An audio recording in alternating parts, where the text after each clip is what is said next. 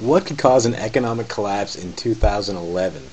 Well, there's quite a few nightmare scenarios that could plunge the entire globe into another massive financial crisis. The United States, Japan, and most of the nations in Europe are absolutely drowning in debt. The Federal Reserve continues to play reckless games with the US dollar, the price of oil is skyrocketing, and the global price of food just hit a new record high.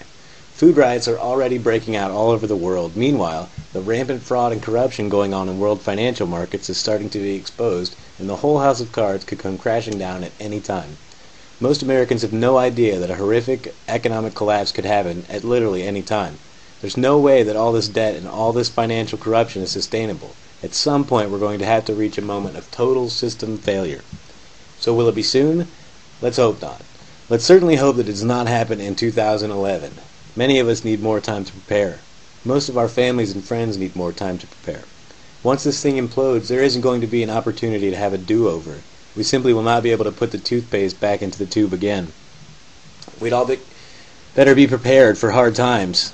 A couple of reasons, scenarios that economic collapse could happen potentially in 2011. The U.S. debt could become a massive crisis at any moment.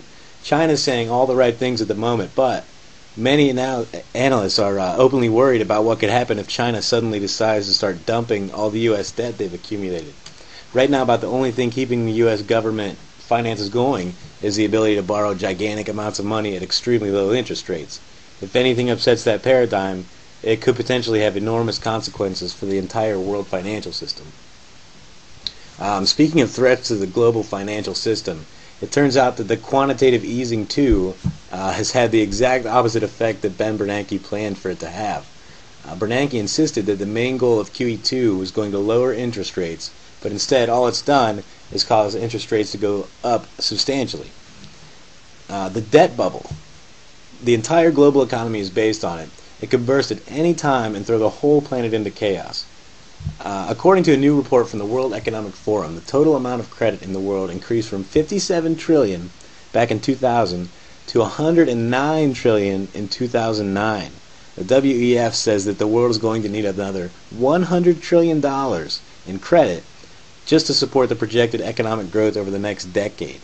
So this is how the new global economy works. We just keep doubling the total amount of debt every decade. It's all based on credit.